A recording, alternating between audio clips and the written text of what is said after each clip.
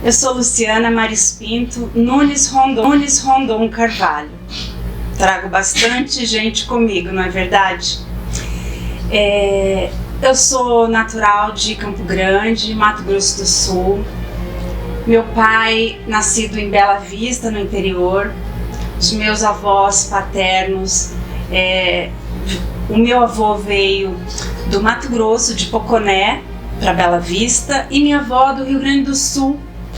E a família toda, os pais, né, vieram e localizaram-se em Jardim, depois em Bonito e aí Bela Vista.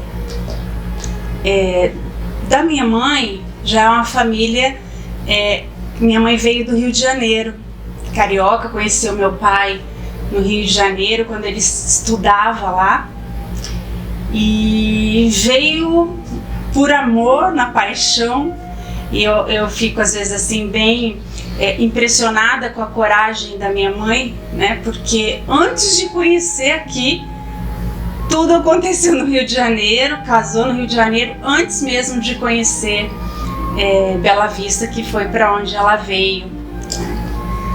O meu pai foi já falecido, eu tinha 10 anos de idade. Ele foi sempre um homem muito cheio de vida, muito da arte. Gostava de cantar, de dançar, adorava a harpa. E minha mãe já veio de uma família mais assim, no auge do Rio de Janeiro, né, dos anos 50. E era muito engraçado que eu soube dessa história. E aí ela conta que meu pai fala assim: não, nós temos uma fazenda bem grande. E ela era daqueles anos dourados, né? Então ela achava que quando ela viesse, ela viria e encontraria, né, uma fazenda daquelas de filme.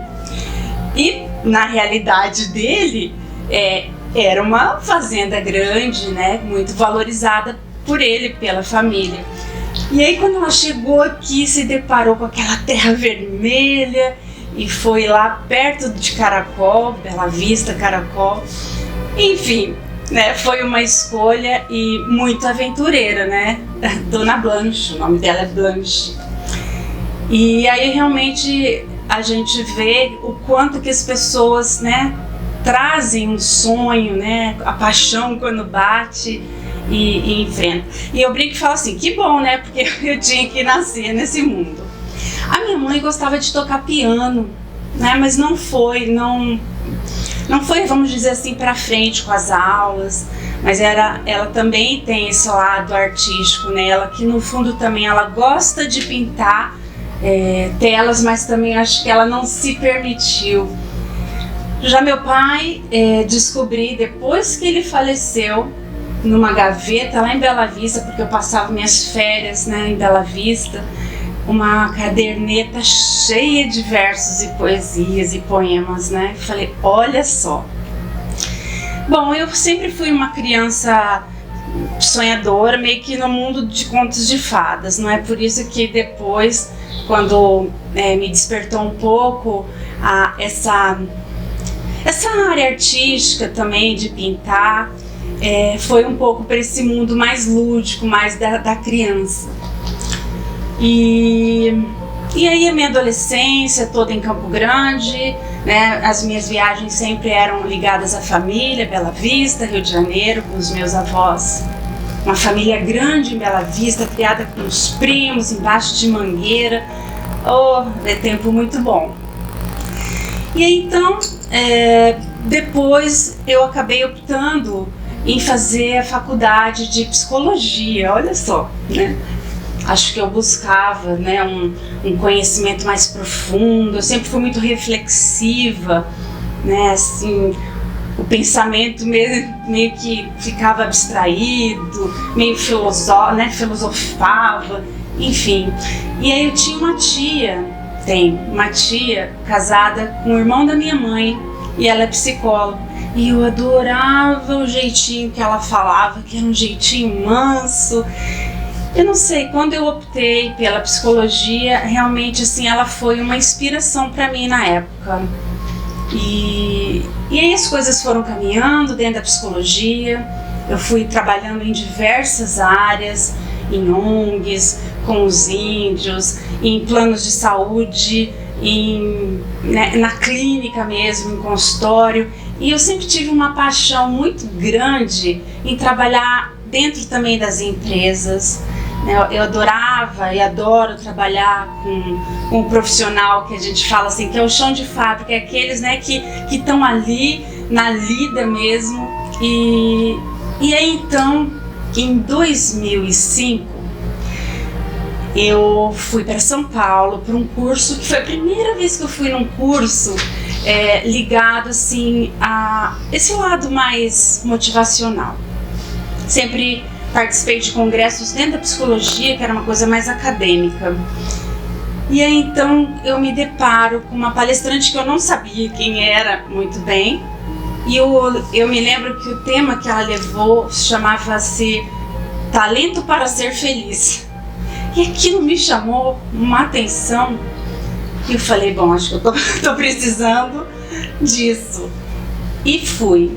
E quando eu chego lá em São Paulo e naquele workshop cheio, vejo toda a espontaneidade dela, um jeito super lúdico, artístico. Eu fiquei encantada. E fazia também, eu optei também a minha formação, o psicodrama. O psicodrama, ele traz, né, esse lado bem lúdico do teatro, e só que em forma, né, de uma psicoterapia. É muito interessante. E aí as coisas foram fluindo, e eu comecei em 2010 a ter um contato também com palestrantes nas áreas de empresas, no mundo corporativo. E aí fui vendo que eles escreviam livros, né, tinha também uma pessoa que me inspirou bastante, que eu vou dizer para vocês, assim, na parte de frequentar a academia. Foi um colega daqui, né, o Rubênio Marcelo, que é um poeta também. E eu me lembro que em algum momento eu o conheci, porque no lançamento de um livro meu, ele me deu muito apoio na época e levou músicos, ele me deu todo um suporte que eu agradeço muito, sou muito grata a ele. E aí então comecei a frequentar a academia, e aí passou assim na minha cabeça vagamente, será que um dia eu poderia fazer parte de uma academia? Mas isso foi um sonho assim muito sutil, vamos dizer, mas talvez intenso, né? E aí isso foi em 2009, quando eu lancei esse livro que se chama Motivando Sempre, é um livreto. E eu comecei a fazer visitas na academia, as coisas foram caminhando, o tempo vai passando, e aí então eu resolvi escrever um livro. E eu tinha uma meta, só que na época eu meio que desviei da meta e falei, puxa, não vou conseguir o livro mais didático que eu gostaria. Então eu acabei fazendo uma coletânea, né, de pequenos artigos, pequenos textos, porque eu já escrevia num jornal eletrônico aqui do Mato Grosso do Sul, de Campo Grande. E fiz um apanhado dos melhores da época, e na data que eu tinha previsto, eu falei, pode não ter sido aquele mais didático, mas eu consegui construir, né, e realizar o sonho de lançar o livro na época. Bom, depois disso, o tempo foi passando, e aí eu comecei então a fazer parte de coautorias.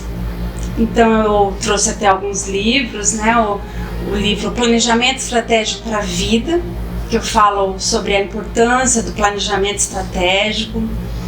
Depois, Vida, Guardiões, Inspiração dos Guardiões de Farol, que eu falo de autoestima. Depois também uma participação no 101 Reinvenções, inspirados em Manuel de Barros, que foi aqui de Campo Grande. Também tive uma participação de convite pela nossa presidente, Delas Neve Daspet, no livro Essência do Ser. E aí eu tenho ainda almejo ainda fazer a minha segunda edição do Motivando Sempre, que foi o primeiro livreto, e ainda tenho um sonho de fazer um livro infantil, por conta também dessa minha inspiração com esse mundo mais lúdico dos meus contos de fada. E isso, em 2000 recebi um convite, foi em 2018, recebi um convite para fazer parte de um grupo maravilhoso. A literatura, ela me fascinou a partir do momento, né, que eu buscava, logicamente, e me inspirava muito ver os meus professores acadêmicos, né, os próprios livros ligados à minha formação da psicologia, né, e isso me encantava demais, porque eu falava assim, puxa, a capacidade, né, de um escritor, né, colocar o seu conhecimento dentro de um livro é fascinante. E um escritor que me fascinou, que me inspirou também bastante, foi o psiquiatra Roberto Chiniachik, que tem, né, diversos livros, e um deles também se chamava O Sucesso é para Ser Feliz. Esse livro, ele me acompanhou bastante tempo e me fascinava muito a forma que ele falava, de uma forma assim bem motivacional, também assim inspiracional, sempre buscando incentivar a gente à busca, né, da nossa melhoria. Tive muita facilidade para leitura, eu tenho bastante livro e gosto muito de ler. Então eu leio, né, várias áreas, mas sempre alinha mais para a linha da psicologia, né, a linha também da autoajuda, que também faz parte, livros ligados ao desenvolvimento humano, a programação neurolinguística, a neurociência, a psicanálise sempre tiveram no meu, vamos dizer, na minha mesinha de cabeceira.